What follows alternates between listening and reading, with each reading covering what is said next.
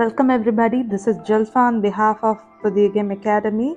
என்ன சாப்டர் இன்னைக்கு படிக்க போகிறோம் அப்படின்னா, நான் உங்ககிட்ட டிஸ்கஸ் பண்ண மாதிரி ஏபயோட்டிக் ஃபேக்டர்ஸை மட்டும் விட்டு வச்சுருந்தோம் இல்லையா லாஸ்ட் வீடியோவில். ஏபயோட்டிக் ஃபேக்டர்ஸ் அப்படின்னு சொல்லக்கூடிய உயிரற்ற காரணிகளை நம்ம டிஸ்கஸ் பண்ணாமல் வச்சுருந்தோம். ஈகோசிஸ்டம் அப்படின்ற சூழ்நிலை மண்டலம் இதில் இருக்க ஒரு பார்ட்டு தான் என்ன ஏபயோட்டிக் ஃபேக்டர்ஸ், உயிரற்ற காரணிகள். இதுவே பயோட்டிக் ஃபேக்டர்ஸ் அப்படின்னா உயிருள்ள காரணிகள் சொல்லும் போது பிளான்ஸ், தாவரம், விலங்கு என்ன பண்ணுது, மக்குயிர் என்ன பண்ணுது, எல்லாத்தையும் நல்லா டிஸ்கஸ் பண்ணிட்டோம். இப்போ நம்ம கான்சன்ட்ரேட் பண்ணக்கூடியது என்ன அப்படின்னா ஏபயோட்டிக் ஃபேக்டர்ஸ், உயிரற்ற காரணிகள் பற்றி டிஸ்கஸ் பண்ண போகிறோம். அதில் ஃபர்ஸ்ட் நம்ம டிஸ்கஸ் பண்ண போகிறது காற்று, ஏர் பற்றி டிஸ்கஸ் பண்ண போகிறோம். ஓகே, இப்போது காம்போனன்ட்ஸ் ஆஃப் ஏர், காற்றுல எவ்வளோ வாயுக்கள் இருக்குது அப்படின்றது தான் இந்த பர்டிகுலர் ஸ்லைடில் நம்ம டிஸ்கஸ் பண்ண போகிறோம். ஸோ காற்றுல நைட்ரஜன் 78% நைட்ரஜன் இருக்குது, ஆக்சிஜன் 21% இருக்குது. கார்பன் டை ஆக்சைடோட அளவு பார்த்திங்கன்னா காற்றுல வந்து 0.03 to 0.04% இருக்குது. அப்போது இந்த கார்பன் டை ஆக்சைடு அப்படின்றது இந்த பர்சன்டேஜ் எதுக்கு தேவைப்படுது? பிளான்ட் என்ன பண்ணுறாங்க, கார்பன் டை ஆக்சைடை எடுத்துகிட்டு ஆக்சிஜனை வெளியே விடுறாங்க. அப்போது இந்த கார்பன் டை ஆக்சைடை யார் யூட்டிலைஸ் பண்ணிக்கிறாங்க? பிளான்ட்ஸ் யூட்டிலைஸ் பண்ணிக்கிறாங்க. இப்போது மேன் என்ன பண்ணுறான்? தாவரங்கள் அதை பயன்படுத்திக்கிறாங்க. இப்போது மனுஷன் அவங்களோட வேலைகள்னால என்ன பண்ணுறாங்க? விறகு எரிக்கிறாங்க, வெஹிக்கிள்ஸ் மூலயமா கார்பன் டை ஆக்சைடு வெளியே வருது. இந்த கார்பன் டை ஆக்சைடு லெவல் 0.04 இருந்து அதிகமாச்சு அப்படின்னா இது புவியை என்ன ஆக்குது? வெப்பமயமாக்குது. It is warming up R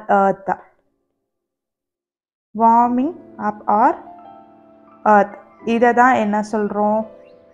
global warming, புவி வெப்பமயமாகுதல், குளோபல் வார்மிங் அப்படின்னு சொல்கிறோம். ஓகே, ஆக்சுவலி என்ன நடக்கும் அப்படின்னா அதை டிஸ்கஸ் பண்ணலாம். ஓகே, இப்போது சிம்பிளாக உங்களுக்கு நான் சொல்லிடுறேன், ரொம்ப ஈஸி சாப்டர் தான். ஆசிட் ரெயின், அமிலமழை அப்படின்றது என்ன? இண்டஸ்ட்ரீஸ், ஃபேக்ட்ரிஸ், இதில் இருந்தெல்லாம் நமக்கு என்ன வருது? நைட்ரஸ் ஆக்சைடும் சல்ஃபர் டை ஆக்சைடும் வெளியே வராங்க. இந்த வாயுக்கள்லாம் வெளியே வராங்க இல்லையா? இவங்க என்ன பண்ணுறாங்க, நம்மளோட மேகமில் என்ன இருக்குது? இப்போ மேகம் நமக்கு நல்லாவே தெரியும், வாட்டர் சைக்கிள் அப்படின்றதுல படிச்சிருப்போம். நீர் என்ன ஆகுது? நீர் ஆவியாகி மேகத்தில் போய் என்ன பண்ணுறாங்க? நீர் துளிகளாக கொஞ்சம் கொஞ்சமாக என்ன பண்ணுறாங்க? அங்கே போய் ஃபார்ம் ஆகிறாங்க இல்லையா? வாட்டர் வேப்பர்ஸ் என்ன பண்ணுறாங்க? க்ளவுட்ஸில் போய் செட்டில் ஆகிறாங்க. அந்த க்ளவுட்ஸில் எப்போ வாட்டர் வேப்பரோட கண்டென்ட் அதிகமாகுதோ, க்ளவுட்ஸ்னால எப்போ அதுக்குள்ளே இருக்க வாட்டர் மூலக்கூறுகளை கேரி அவுட் பண்ண முடியலையோ அப்போது இந்த க்ளவுட் என்ன பண்ணுது? டவுன் போர் பண்ணுது. அப்படின்றது மழையாக நமக்கு கீழே வருது அப்படின்றது நமக்கு நல்லாவே தெரியும். அப்போது ஃபேக்ட்ரிஸ்லேருந்து, இண்டஸ்ட்ரீஸ்லேருந்து வெளியே வர நைட்ரஸ் ஆக்சைடும் சல்ஃபர் டை ஆக்சைடும் என்ன பண்ணுறாங்க? இந்த மழை நீர் அதிகமாக இருக்குது. அப்போ இந்த மழை நீரை நம்ம அதாவது ரெயின் அதிகமாக இருக்கிற வாட்டர் வேப்பர்ஸ் அதிகமாக இருக்க க்ளவுடை நம்ம எப்படி டிஸ்டிங்விஷ் பண்ணலாம் அப்படின்னா they will be in very darkish black கலரில் இருப்பாங்க.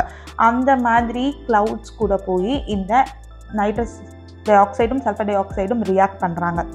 அதில் இருக்கக்கூடிய மேகத்தில் இருக்கக்கூடிய வாட்டர் கூட ரியாக்ட் பண்ணி என்னவா இப்போ ஃபார்ம் ஆகிறாங்கன்னா நைட்ரிக் ஆசிடாகவும் சல்ஃபியூரிக் ஆசிடாகவும் கன்வெர்ட் ஆகிறாங்க. எப்போ இந்த மேகத்தால் இவங்களோட வெயிட்டை தாங்க முடியலோ அப்போ கீழே அது மழையாக பொழியுது. அந்த மழையை தான் அமிலமழை அப்படின்றோம். இந்த அமிலமழையினால் என்ன ஆகுது? தாவரங்கள்லாம் கருகி போகுது, பிளான்ஸ் எல்லாம் டெஸ்ட்ராய் ஆகுது. நாட் ஒன்லி பிளான்ஸ், அனிமல்ஸ்க்கும் என்ன ஆகுது? ஸ்கின் கேன்சர் மாதிரியான skin disorder, skin cancer create ஆகுது. சாயிலோட டெக்ஸ்டர் மாறுது. அக்வாட்டிக் ஆர்கானிசம்ஸ் அசிடிட்டி அதிகமாகறனால அக்வாட்டிக் ஆர்கானிசம் டை ஆகுறாங்க. இவ்வளோ எஃபெக்ட்ஸை நம்மளோட அமிலமழை கொண்டு வருது. ஸ்கின்ல புற்றுநோய் வருது, தோல் புற்றுநோய் வருது. சாயிலோட கண்டிஷன், மண்ணோட நான் சொன்னேன் இல்லையா உதிரியாக இருக்கணும், மண். அப்போ தான் பிளான்ட்டால் நல்லா வளர முடியும்னு சொன்னேன். ஆனால் இந்த ஆசிட் ரெயின் பொழியறதுனால கட்டி கட்டியாக ஆயிடுது. மண் அதிலிருந்து தாவரங்களால் வளர முடியறதில்ல. ஓகே, அக்வாட்டிக் அனிமல்ஸ்னு சொல்லக்கூடிய கடலில் வாழ்கிற உயிரினங்களுக்கு அங்கே இருக்கக்கூடிய கடல் நீர் இப்போ ஆசிட் ரெயின் மூலயமா அமிலத்தன்மை அதிகமாகி அங்கே இருக்கிற எல்லா ஆர்கானிசமும் செத்து போகுது. ஓகே, இந்த ரைட் சைடில் இருக்க இந்த பிக்சர் பாருங்க. இது என்ன சொல்றாங்கன்னா தாஜ் எஃபெக்ட் அப்படின்னு சொல்றாங்க. காற்று மனுஷனோட ஆக்டிவிட்டீஸ்னால என்ன பண்றோம், வாகனங்களிலிருந்து வரக்கூடிய புகை, அப்புறம் நம்ம என்ன பண்ணுறோம், ஃபியூவல் எரிக்கிறோம் இல்லையா, எரிபொருளை எரிக்கும் போது அதுலேருந்து என்ன ஆகுது, அதிகமான புகை வெளியேறுது. நம்ம உட்டை எரிக்கும் போது உட்டை என்ன சொல்கிறோம், ஸ்மோக்கி ஃபியூவல், புகையை தரக்கூடிய ஒரு எரிபொருள் சொல்கிறோம் இல்லையா. இது எரியும் போது என்ன ஆகுது, கார்பன் டை ஆக்சைடு வெளியே வருது. இது மட்டும் இல்லாமல் நிலக்கரி எரிக்கும் போதும், பெட்ரோல் யூஸ் பண்ணும் போதும், டீசல் யூஸ் பண்ணும் போது, பெட்ரோலியம் ப்ராடக்ட்ஸை யூஸ் பண்ணும் போது எல்லாமே கார்பன் டை ஆக்சைடு வெளியே வராங்க. இந்த கார்பன் டை ஆக்சைடோட லெவல் அதிகமாகும் போது என்ன ஆகுது, காற்று ஏர் என்ன பண்ணுறாங்க, பொல்யூட் ஆகிறாங்க. அப்போ எந்தெந்த பொருள்லாம் ஏரை பொல்யூட் பண்ணுதோ அவங்கள நம்ம என்ன சொல்லுவோம், ஏர் கண்டாமினன்ஸ் அப்படின்னு சொல்லுவோமா. ஏர் கண்டாமினன்ஸ் என்ன பண்ணுறாங்க, ஏர் பொல்யூஷனை காஸ் பண்ணுறாங்க, காற்றை மாசுபடுத்துகிறாங்க. இந்த மாதிரி டெல்லி அண்ட் உத்தரப்பிரதேஷ் ரீஜனில் காற்று மாசு இருக்கு இல்லையா, அது ரொம்ப அதிகமாக இருக்கிறனால என்ன ஆகுதுன்னா, தாஜ்மஹலோட ஒயிட் மார்பிள் இப்போ எல்லோ மார்பிளாக மாறிட்டு இருக்கு.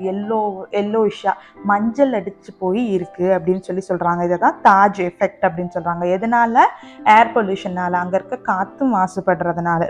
ஓகே, தென் ஓசோன் லேயர். இது ரொம்ப இம்பார்ட்டண்ட்டான ஒரு டாப்பிக்கை இப்போ நம்ம டிஸ்கஸ் பண்ண போகிறோம். Ozone layer formation. இப்போது ஓசோன் அப்படின்ற மூலக்கூறோட ஃபார்முலா என்னன்னா O3. இந்த O3 அதுதான் ஓசோன். O3 தான் ஓசோன். இந்த ஓசோன் எப்படி ஃபார்ம் ஆகும் அப்படின்னா, ஆல்ரெடி நம்மளோட ஸ்ட்ராட்டோஸ்பியருக்கு மேலே பார்த்தீங்கன்னா ஏர்த்தை சுற்றி, பூமியை சுற்றி ஒரு ஓசோன் மண்டலம் இருக்குது. ஓகே, இந்த மண்டலம் என்ன ஆகும் அப்படின்னா, இது சிதைவடையும் உருவாகும், இணைவாகும், உடையும் இணையும். அப்போது இதை சுற்றி இருக்கிற ஓசோன் அப்படின்றது சூரியன்லேருந்து வரக்கூடிய புற ஊதா கதிர் பட்ட உடனே O3 அப்படின்றது O2ஆகவும் ஓவாகவும் மாறும். அகெயின் இந்த ப்ராசஸ் நடக்கும் போது இதே மாதிரி இன்னொரு molecule O3லேருந்து O2 and Owa form ஆகும். இன்னொரு மாலிக்யூல் O3லேருந்து O2வும் ஓவா ஃபார்ம் ஆகும். இந்த 3 ஓவும் இப்போ சேர்ந்து O3 மறுபடியும் ஓசோனாக ஃபார்ம் ஆகிடுவாங்க. இந்த மாதிரி ஓசோன் உடையும் இணையும். இதே மாதிரி தான் ஓசோன் என்ன ஆகுது, நம்ம ஏர்த்தை சுற்றி ஒரு மண்டலமாக ஒர்க் ஆகிட்டு இருக்கு. ஓகே, இது நமக்கு தெரிஞ்சது தான். ஓகே, இப்போது ஓசோன் டெப்ளீஷன் அப்படின்ற ஓசோன் மண்டல சிதைவு அப்படின்றது என்ன அப்படின்னா, ஓசோன் இருக்கு இல்லையா, O3 ஓசோன், இந்த ஓசோனுக்குள்ள கூட நம்ம மேன் ரிலீஸ் பண்ணுற மேன் மேட் CFCஸ்னு சொல்லக்கூடிய குளோரோ ஃப்ளோரோ கார்பன். CFCனா என்ன, chloro fluoro carbon, chloro fluoro carbon. இவங்க என்னன்னா ரெஃப்ரிஜரன்ஸ்லேருந்து ரிலீஸ் ஆகக்கூடியவங்க. நம்மளோட ஏசிஸ், ஃப்ரிட்ஜஸில் இருக்கிற ரெஃப்ரிஜரண்ட் கூலண்ட் இருக்காங்க இல்லையா, நம்ம ரூமை கூல் பண்ணுறதுக்கு யூஸ் பண்ணுற கூலண்ட்ஸ், அதில் இருந்து ரிலீஸ் ஆகக்கூடிய ஒரு கெமிக்கல் தான் இது CFCs. ஆனால் கியோட்டோ புரோட்டோகால் அப்படின்னு சொல்லி நடந்த ஒரு UN நடத்தின ஒரு கமிட்டி நடத்தின ஒரு என்ன சொல்கிறது, ஒரு ஸ்கீம் மாதிரி. இதில் என்ன டிசைட் பண்ணாங்க அப்படின்னா, இனிமேல் வேர்ல்டில் யாரும் CFCs யூஸ் பண்ணக்கூடாது, எந்த கம்பெனியும் CFCs யூஸ் பண்ணக்கூடாது.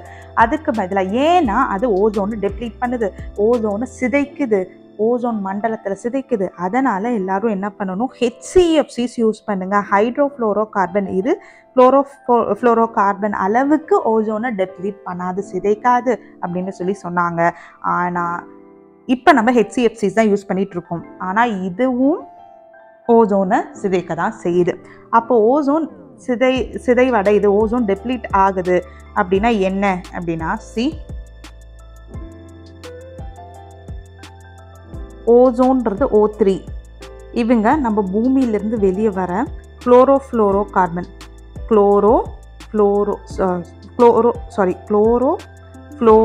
கார்பன் இவங்க கூட ரியாக்ட் ஆகி என்னவா ஃபார்ம் ஆகிறாங்க, குளோரோ மோனோ ஆக்சைடாக ஃபார்ம் ஆகிடுறாங்க. இதனால் O3 அப்படின்ற ஓசோன் என்ன பண்ணுது, ஃபார்ம் ஆக முடியாமல் போகுது. அதனால் அந்த இடத்துல ஓசோனோட குவான்டிட்டி கம்மியாக, இங்கே பாருங்கள், இதுதான் ஓசோன் வச்சுக்கோங்க. அப்போ இந்த இடத்துல மட்டும் கொஞ்சம் மெல்லிஸாக இருக்குது, மற்ற இடம் நல்லா திக்காக இருக்குது. இந்த இடம் தான் இப்போ டெப்ளீட் ஆகிருக்கு அப்படின்னு சொல்லி அர்த்தம். ஓகே, அப்போது ஓசோன் டெப்ளீட் ஆகிருக்கு அப்படின்னா என்னது, ஓசோன் மெல்லிஸாக அடைஞ்சிருக்கு, சிதைவு அடைஞ்சிருக்கு.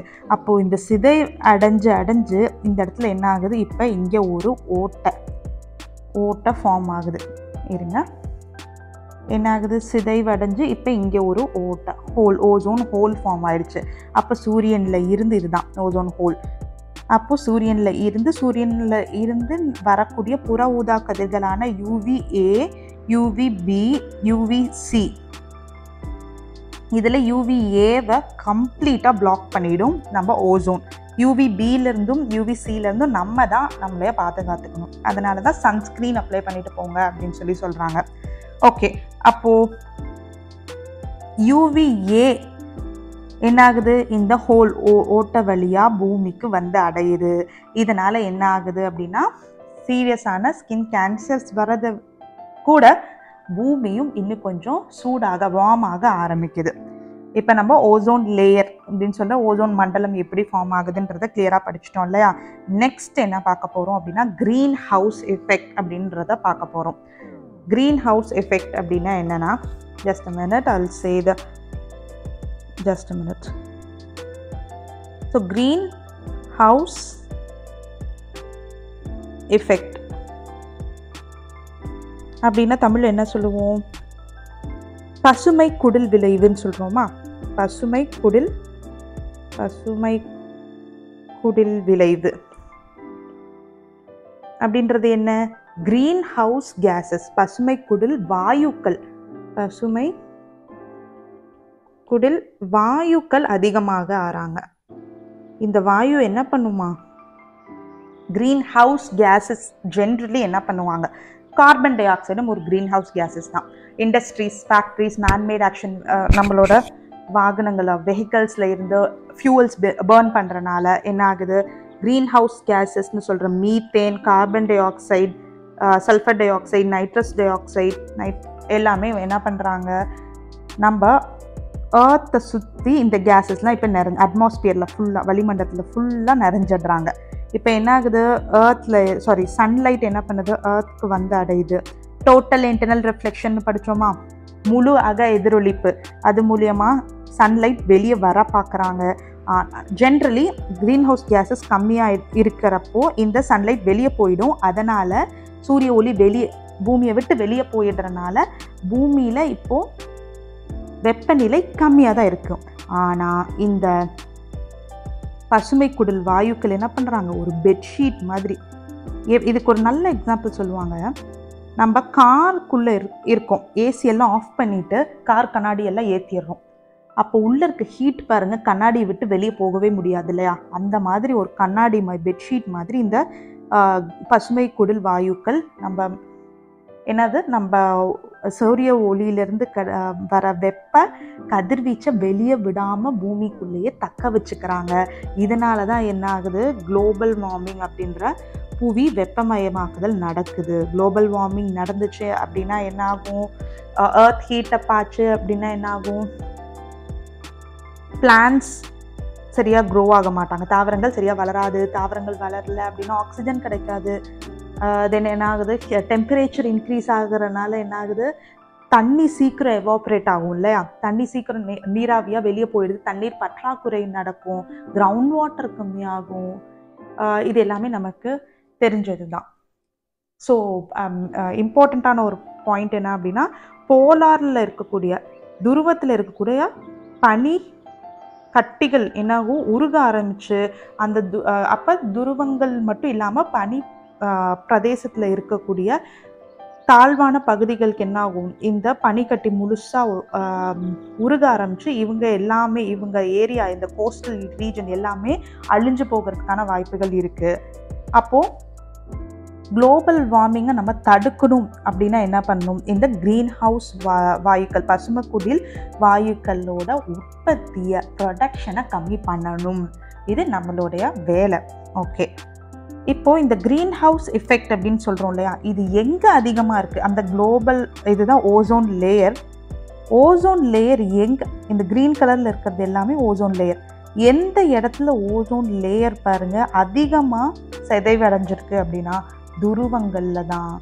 எங்கே அதிகமாக ஓசோன் லேயர் டெப்ளீட் ஆகிருக்கு, at poles like Antarctica, Arctic ரீஜியனில், போல்ஸில் தான் ஓசோன் லேயர் வந்து ஹையாக டெப்ளீட் ஆகிருக்கு. ஓகே, இப்போது polar stratos, just a minute. Okay, இப்போ நான் உங்களுக்கு ஒரு டாபிக் டீச் பண்ண போகிறேன். போலார் ஸ்ட்ராட்டோஸ்பியரிக் கிளவுட்ஸ், பிஎஸ்சின்னு. இது நிறையா டிஎன்பிஎஸ்சி எக்ஸாம்ஸில் கேட்கப்படுற காமன் கொஷின். அதனால் இந்த டாபிக் டிஸ்கஸ் பண்ணும்போது ரொம்ப சின்சியராக கவனமாக இப்போ நீங்கள் கவனிக்க போகிறீங்க. Okay, come along with me to discuss polar ஸ்ட்ராட்டோஸ்பியரிக்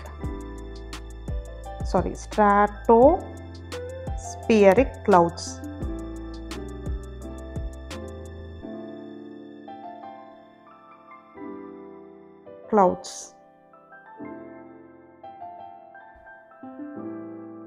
Just a minute. தமிழில் என்ன சொல்லுவாங்க அப்படின்னா, துருவ அடுக்கு மண்டல மேகங்கள். துருவ அடுக்கு மண்டல மேகங்கள், போலார் ஸ்ட்ராட்டோஸ்பியரிக் கிளவுட்ஸ். ஓகே, இவங்க எங்கே அதிகமாக இருப்பாங்க அப்படின்னா அண்டார்டிகா, ஆர்டிக் ரீஜியனில், அண்டார்டிகா அண்ட் பின்னாடி ஏர்த்துக்கு பின்னாடி இருக்கக்கூடிய ஆர்டிக் ரீஜியனில் தான் இந்த துருவத்தில் தான் இந்த துருவ அடுக்க மேகங்கள், மண்டல மேகங்கள் அதிகமாக இருக்காங்க. இவங்களோட இந்த போலார் ஸ்ட்ராட்டோஸ்பியரிக் கிளவுட்ஸோட டெம்பரேச்சர் அப்படின்றது வெரி கூல் டெம்பரேச்சர். எப்படி இருக்குது, ரொம்ப குளிர்ந்த வெப்பநிலை கொண்டது, குளிர்ந்த டெம்பரேச்சர் வெப்பநிலை. இவங்க என்ன பண்ணுறாங்க அப்படின்னா, நம்மளோட ஏர்த்தில் நம்ம ஹியூமனோட மனிதனோட ஆக்டிவிட்டீஸ்னால, மனிதனோட செயல்பாடுகள்னால என்ன பண்ணுறோம், நம்ம ரெஃப்ரிஜரேட்டர்ஸ் அப்படின்னு சொல்லக்கூடிய ஃப்ரிட்ஜில், ஏசியில் யூஸ் பண்ணுற குளிர்விக்கிறதுக்காக யூஸ் பண்ணுற ஒரு லிக்விட், அதை தான் என்ன சொல்கிறோம், சிஎஃப்சி, லிக்விட் கூலண்ட், சிஎஃப்சி அப்படின்னு சொல்கிறோம், குளோரோ கார்பன். இந்த சிஎஃப்சிஸ் என்ன ஆகுது, ரிலீஸ் ஆகி காற்று மூலியமாக எங்கே போய் இப்போ ரீச் ஆகுது, போலார் ரீஜனில் ரீச் ஆகிடுச்சு. ரீச் ஆகி அங்கே இருக்கக்கூடிய கடலில் கரையுது. நல்லா நோட்டீஸ் பண்ணுங்கள், கடலில் இந்த சிஎஃப்சிஸ் டிசால்வ் ஆகிறாங்க, ஓஷனில் டிசால்வ் ஆகிறாங்க. ஓகே, இப்போது ஓஷன் வாட்டர் என்ன ஆகும், குளோபல் வார்மிங்னால ஓஷன் வாட்டர் என்ன ஆகுது, இதை நல்லா நோட் பண்ணி வச்சுக்கோங்க. துருவ அடுக்கு மண்டல மேகங்கள். இப்போது மனுஷனோட செயல்பாடுனால சிஎஃப்சிஸ் என்ன ஆகிறாங்க, கடலில் கரையிறாங்க, ஓஷனில் டிசால்வ் ஆகிறாங்க. இப்போது குளோபல் வார்மிங் நடக்குது. குளோபல் வார்மிங்னால எர்த் ஹீட் ஆகிறாங்க. ஓஷன் வாட்டர் என்ன பண்ணுறாங்க, கடல் வாட்டர், புவி வெப்பமயமாகுதல்னால கடல் வாட்டர், ஓஷன் வாட்டர் இப்போ என்ன ஆகுது, கடல் தண்ணி ஆவியாகுது, எவாப்ரேட் ஆகுது, நீர் ஆவியாகுது, எவாப்ரேட் ஆகுது. அலாங் வித் சிஎஃப்சியோட எவாப்ரேட் ஆகிறாங்க. ஆகி எங்கே ரீச் ஆகுறாங்க, இந்த துருவ அடுக்கு மண்டல மேகங்களுக்கு ரீச் ஆகிறாங்க. அப்போது இந்த கடல் மட்டத்துக்கு மேலே இந்த பிஎஸ்சிஸ் கிளவுட் இருக்குது, இங்கே சிஎஃப்சி இருக்கிறாங்க, கடலில் கரைஞ்சிருக்காங்க. சிஎஃப்சிஸ் நீராவி கூட கலந்து இப்போ பிஎஸ்சின்னு சொல்லக்கூடிய போலார் ஸ்ட்ராட்டோஸ்பியரிக் கிளவுட், துருவ அடுக்கு மண்டல மேகங்களுக்குள்ள இணைஞ்சிடுறாங்க. ஓகே, இந்த கிளவுட்ஸ் என்ன பண்ணுது அப்படின்னா, இந்த சிஎஃப்சியை கேட்டலிஸ்டாக, ஏன்னா இங்கே வந்து ரொம்ப டெம்பரேச்சர் கூல் டவுனாக இருக்கிறனால இந்த என்ன பண்ணுறாங்க, இந்த க்ளவுட் சிஎஃப்சியை என்ன பண்ணுறாங்க ஃபர்தர் கேட்டலிஸ்ட் ஆக்கி இந்த சிஎஃப்சி குளோரின் காம்பவுண்டை என்ன பண்ணுறாங்க ஓசோன் டெப்ளீட் பண்ண, நம்ம முன்னாடி டிஸ்கஸ் பண்ணோம் இல்லையா, அந்த கேட்டலிஸ்ட் மாதிரி ஆக்ட் ஆகி இந்த சிஎஃப்சியை ஸ்பேஸ்க்கு ரிலீஸ் பண்ணிடுறாங்க. ஸ்பேஸில் போய் இது ஓசோன் டெப்ளீட் பண்ண ஆரம்பிக்குது. அதனால தான் என்ன ஆகுது, கேட்டலிஸ்ட்டை ஆக்ட் பண்ணி சிஎஃப்சிஸை அதிகமாக ஸ்பேஸ் கிட்ட அனுப்பிடுறாங்க. ஸ்பேஸில் போய் என்ன ஆகுது, ஸ்பேஸ்னால் இந்த ஸ்ட்ராட்டோஸ்பியரிக், இது எங்கே இருக்கிறாங்க, ஸ்ட்ராட்டோஸ்பியரில் தானே இருக்கிறாங்க, அதை தான் போலார் ஸ்ட்ராட்டோஸ்பியரிக் க்ளவுட்ஸ்ன்றாங்க. அப்போது இந்த ஸ்பேஸில் ஓசோன் இருக்கு இல்லையா, அப்போ ஸ்ட்ராட்டோஸ்பியரில் தான் ஓசோன் இருக்குது. அந்த இடத்துல அந்த ஸ்பேஸில் என்ன பண்ணுறாங்க, ozone O3 ClO chloro mono ஆக்சைடாக கன்வெர்ட் ஆகிடுறாங்க. அப்போ ஓசோன் அங்கே ஃபார்மேஷன் நடக்கலை. அதனால் ஓசோன் போலார் ரீஜியனில் துருவங்களில் ஓசோன் அதிகமாக டெப்ளீட் ஆக ஆரம்பிக்குது, அதிகமாக சிதைவடையுது. எங்கே, துருவங்களில். ஏன்னா துருவங்களில் இருக்கக்கூடிய அந்த போலார் ஸ்ட்ராட்டோஸ்பியரிக் க்ளவுட்ஸ், துருவ அடுக்கு மண்டல மேகங்கள் சிஎஃப்சிஸை கேட்டலிஸ்ட் மாதிரி ஆக்ட் பண்ணி ஓசோன் ஃபார்ம் பண்ண விடாமல், O3 ஃபார்ம் பண்ண விடாமல் குளோரோ மோனோ ஆக்சைடாக அதை மாற்றுறாங்க. அதனால் ஓசோன் அங்கே ஃபார்ம் ஆகலை, ஓசோன் சிதைவடைக்க ஆரம்பிக்குது. மற்ற எல்லா ஏரியாவையும் விட்டுட்டு துருவங்களில் தான் ஓசோன் அதிகமாக சிதைவு அடையும். நல்லா நோட் பண்ணிக்கோங்க. ரொம்ப இம்பார்ட்டண்ட்டான, வெரி இம்பார்ட்டண்ட்டான டாப்பிக்கை நம்ம டிஸ்கஸ் பண்ணியிருக்கோம் இங்கே. So at last we have come to the end of air அப்படின்ற சாப்டர் நல்லபடியாக டிஸ்கஸ் பண்ணி முடிச்சிட்டோம். Let us discuss water and soil like this on my other video. Thank you so much for watching.